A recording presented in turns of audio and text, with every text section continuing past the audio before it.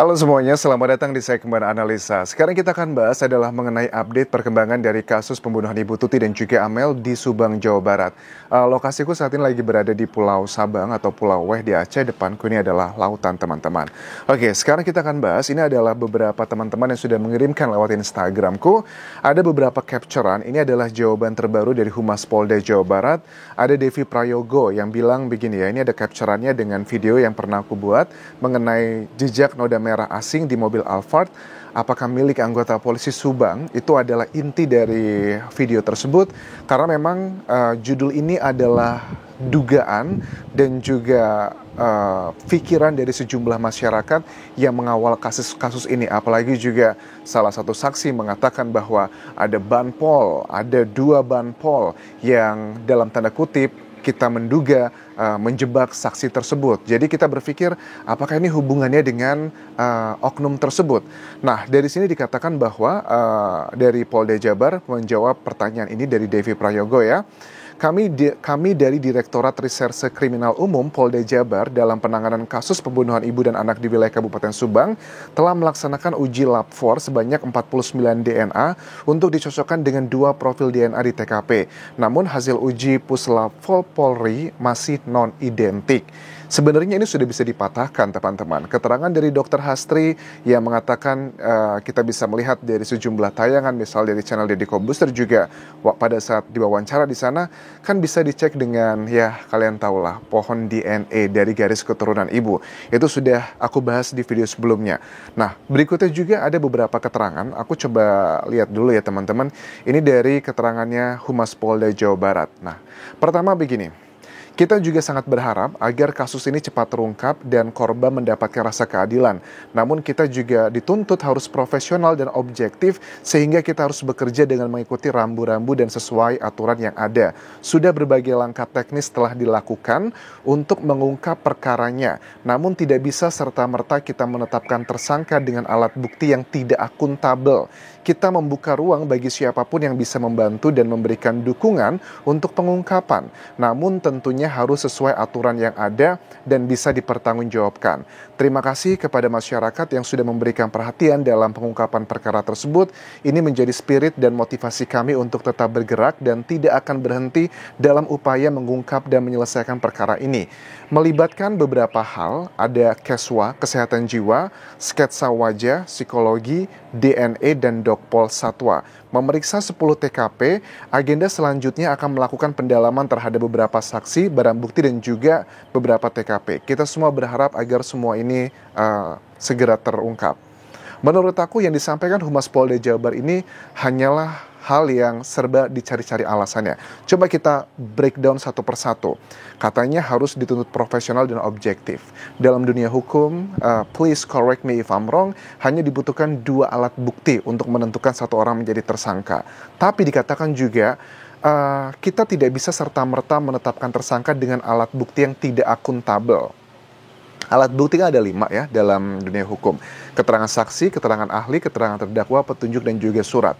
Apakah yang disebutkan tidak akuntabel bisa aja dengan jejak noda merah dari beberapa saksi? Aku tidak bisa mengatakan hanya 1 saksi, tapi aku yakin itu lebih dari 1 saksi.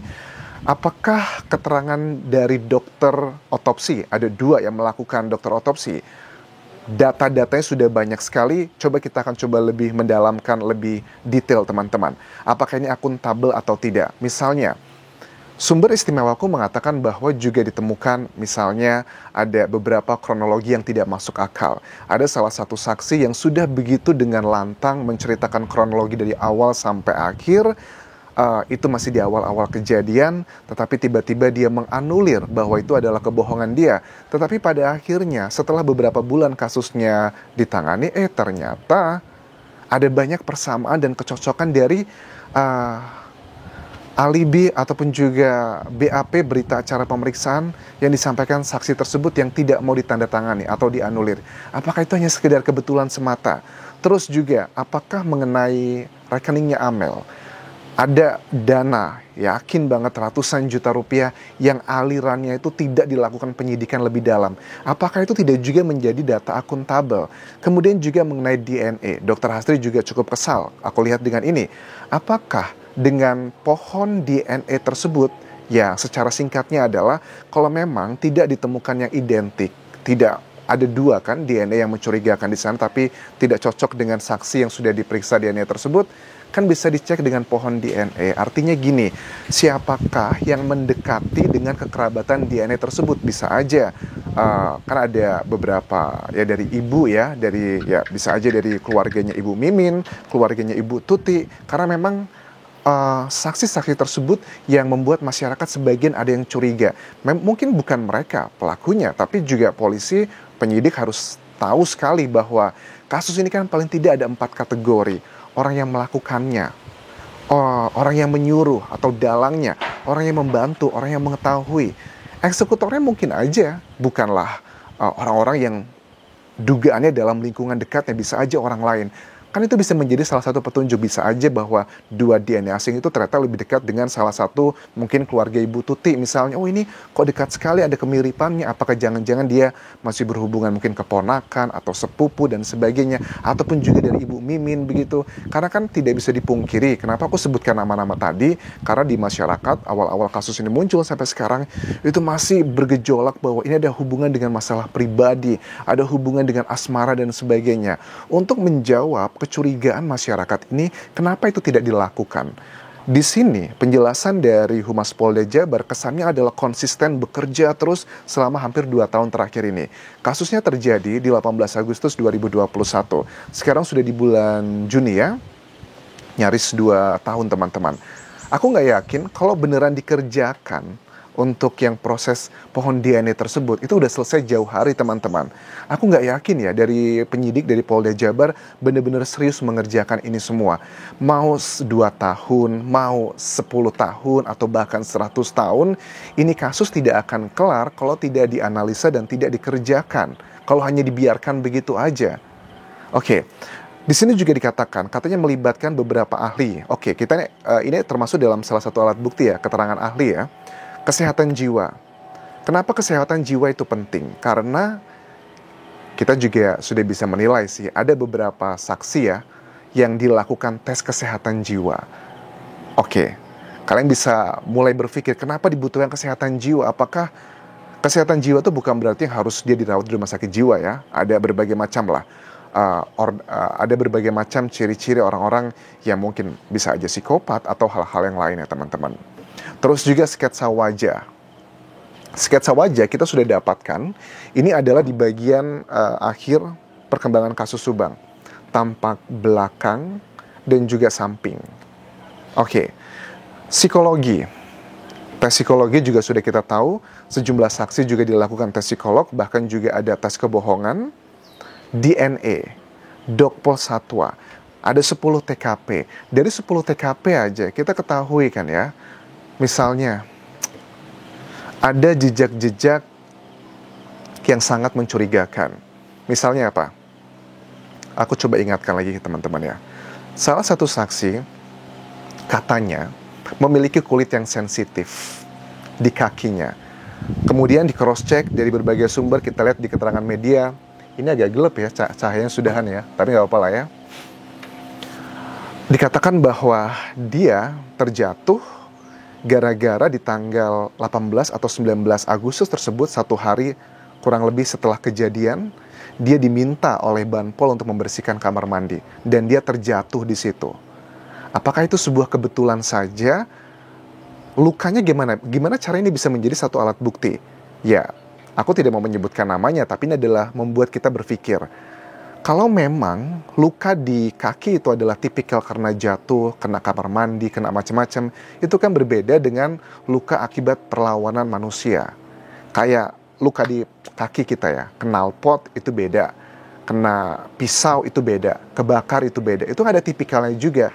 Memang itu bukanlah data yang primer, tapi kalau itu dibilang tidak akuntabel, terus yang akuntabel seperti apa? Kesannya kalau aku tangkap dari penyidik Polda Jabar ini, mereka tuh baru yakin kalau ada CCTV yang menunjukkan orang ini melakukan ini, orang itu melakukan itu. Kayaknya itu yang membuat mereka sepertinya yakin. Ya, nggak bisa heran kalau kualitas penyidik kita hanya berharap yang seperti itu. Kalau semua rely kepada CCTV, untuk apa penyidik melakukan pendidikan, jauh-jauh sekolah ke luar negeri, melakukan penelitian ini dan itu, kalau semuanya hanya rely kepada CCTV? Karena dalam dunia hukum pun juga, memang CCTV itu salah satu alat bukti yang sangat kuat. Tetapi kan masih ada yang lainnya, teman-teman. Itu sih menurut aku yang sangat janggal sekali. Aku tahu bahwa beberapa orang menilai ini kasusnya harusnya segera terbongkar gitu. Tapi ya, kita sudah terlalu banyak berpikir positif ya. Kalau terlalu banyak berpikir positif, jatuhnya toxic positivisme gitu ya. Ya, Polda Jabar sedang bekerja keras dan sebagainya, tapi sudah hampir 2 tahun loh teman-teman, dan tidak ada perkembangan yang signifikan.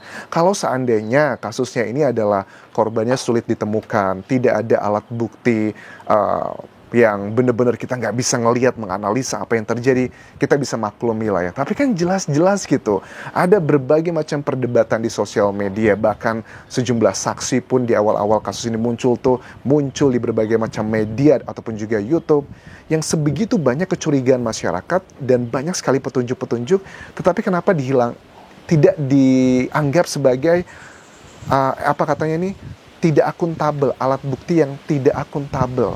Jadi yang akuntabel itu yang seperti apa Bapak Ibu dari Polda Jabar?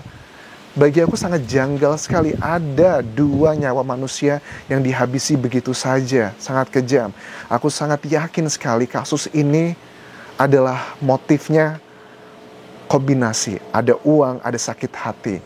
Itu adalah hal yang nggak bisa kita pungkiri. Banyak kok kasus-kasus ya pembunuhan lah, nggak usah jauh-jauh di luar negeri, di Indonesia aja umumnya itu adalah masalah sakit hati. Tapi kan sakit hati sangat general. Sakit hati itu tergantung apa penyebabnya, bisa karena asmara, bisa karena pekerjaan, atau beberapa hal yang lainnya. Oke, jadi ini adalah jawaban yang menurut aku dari Polda Jabar, mudah-mudahan bisa langsung eksekusi gitu ya. Aku juga heran nih dengan Kapolresnya Subang ya, itu juga tidak ada follow up-nya lagi gitu. Padahal masyarakat itu sudah menantikan ini gitu. Ya, kita lihat nanti lah. Apa mungkin karena Bu Tuti dan juga Amel adalah orang kecil, orang biasa aja. Jadi ya sudahlah, nyawa manusia orang kecil tuh nggak ada harganya gitu. Berbeda mungkin kalau dengan orang-orang besar gitu. Apakah seperti itu? Pasti jawabannya enggak. Kita semua itu sama di mata hukum. Pret. Mahfud MD, Menko Polhukam sudah mengatakan ya, dalam kasus yang lain, kalau alat bukti sudah lengkap, tetapi tidak segera menersangkakan seseorang atau beberapa orang, itu termasuk pelanggaran hukum, teman-teman. Dan menurut kalian, kalau seandainya Polda Jabar gitu ya, mumpung aku di Indonesia ya, sebelum aku kembali ke Thailand, kalau kita mau berdiskusi gitu, aku sangat welcome sekali. Aku bisa datang ke Polda Jabar di Bandung dengan biaya aku sendiri pun tidak masalah. Nanti akan aku coba sampaikan detail apa saja yang aku rasa itu adalah alat bukti, dan aku pengen tahu penjelasan dari Polda Jabar. Ada beberapa poin aku bisa langsung. Ini adalah undangan sekaligus untuk Humas Polda Jabar kalau memang seandainya mau. Tapi aku yakin sepertinya akan sulit untuk sampai ke tahapan itu. Oke, terima kasih sudah menonton, dan terima kasih buat teman-teman yang sudah mengirimkan capturean ini, karena kalau kalian tidak kirim juga aku tidak tahu ya apa yang sedang menjadi respon dari Humas Polda Jawa Barat. Terima kasih sudah menonton, sampai ketemu lagi di video berikutnya.